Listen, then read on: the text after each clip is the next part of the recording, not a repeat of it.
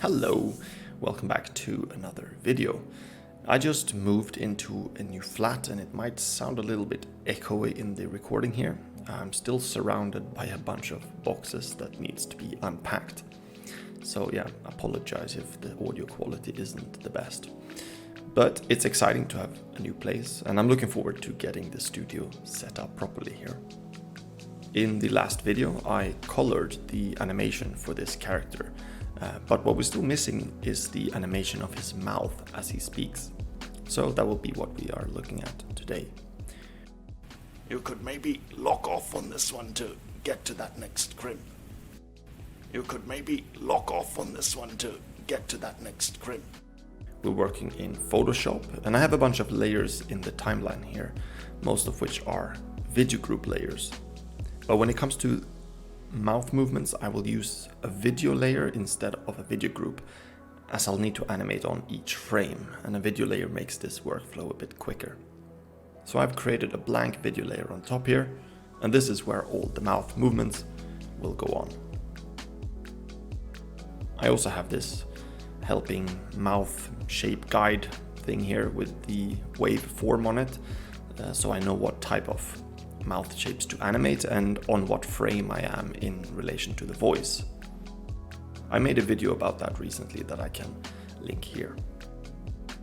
The overall acting of my character is already established, so now I must basically just draw the mouth shapes and also alter the facial features slightly based on what he says.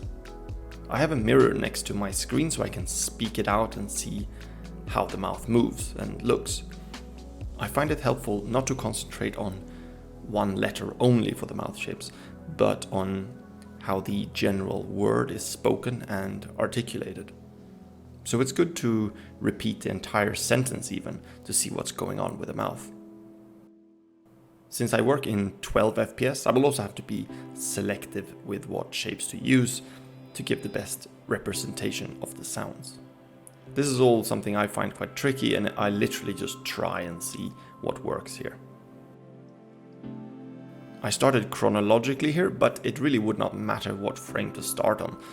Something that can be useful is to find where the most prominent shapes take place and start with those. I guess some vowels are pretty distinctive in their shapes, like O or maybe an E or an A as an A, something like that.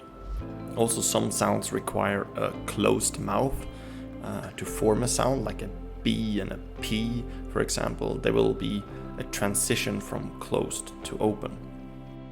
So I have these things in mind and then I just kind of plow my way through the sentences. Playing it back many times help a lot to detect mistakes or if anything needs changing. As I'm drawing on a video layer on top of the base animation, I can, on this same layer, alter some of the facial features too.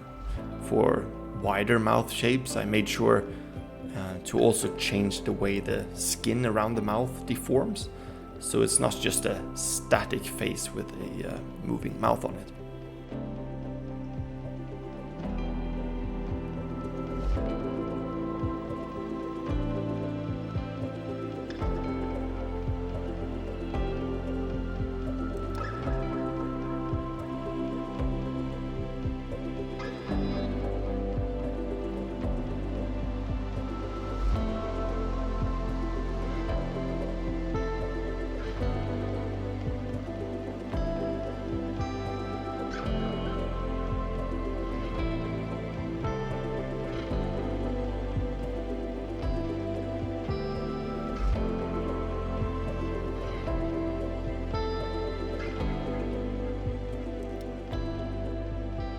I kept drawing the mouth a bit too low in the beginning, which was something I noticed later, but it's easy to move things around, so that's not really a problem.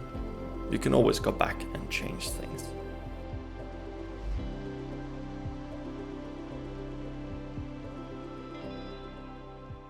You could maybe lock. You could maybe lock. You could maybe lock. For the section where he says lock off, that requires quite a pouty mouth, so I narrowed the width of the moustache a bit when the mouth creates this pouty shape, like, you know, the front of a trumpet or something. It squashes the skin around the mouth towards it as the mouth pouts out. So those are details I try to include as well. So not just the mouth, but also like his cheeks also move.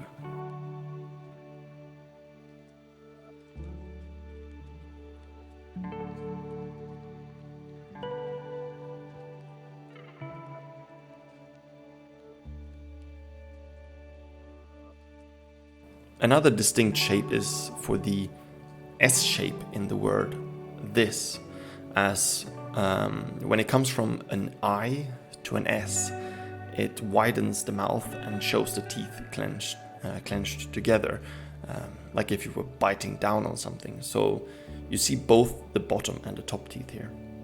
I'm still figuring all this out, and I'm no expert on the anatomy of the mouth, but I just try to replicate what I see in the mirror when I act it out myself. I'm sure there are papers written on how to accurately do this best. I have not read them though. You can see that I have rotated my canvas so that his face is upright. The final thing will obviously be landscape, but when I animate, it's easier to see his face in this view.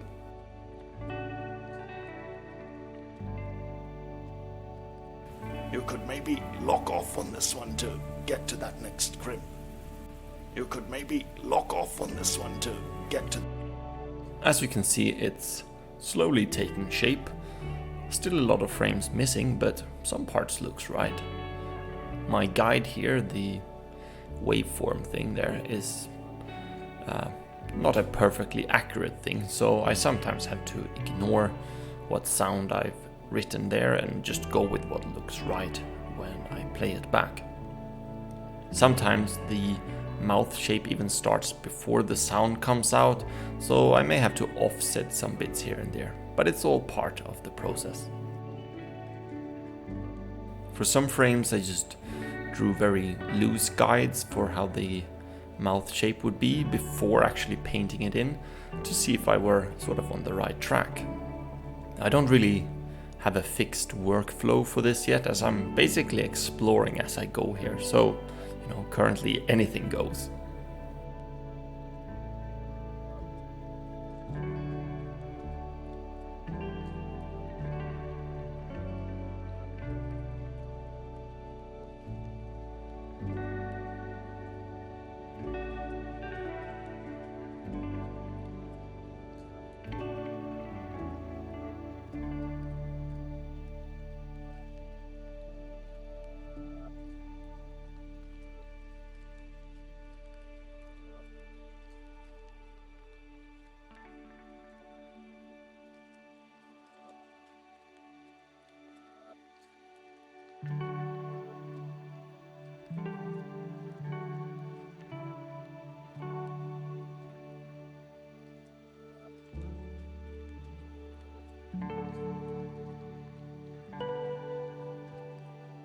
It's been really nice to move into a new flat here in Innsbruck.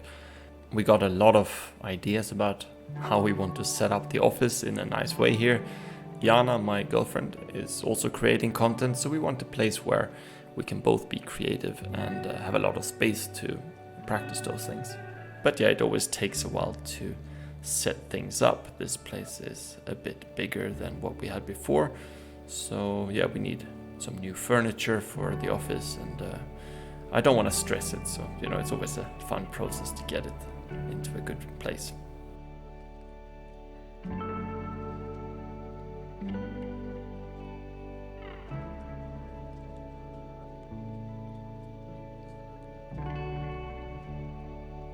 The next step for this shot will be to paint the background and to shade the character. Shading is probably what I will do last, as it sort of depends on what the background ends up looking like. Here is where we've gotten so far in terms of lip syncing for the characters. You could maybe lock off on this one to get to that next crimp. Yeah, but then you might have to really go dynamically to the one after. You could maybe lock off on this one to get to that next crimp. The current voices you hear here are just placeholders. They're my voice, but they will be replaced in the end.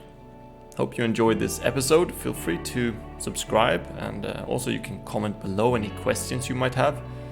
Thanks to my Patreon for the support, and if you want to support the channels, you can always head over there. Have a good day, and I'll see you soon. Bye.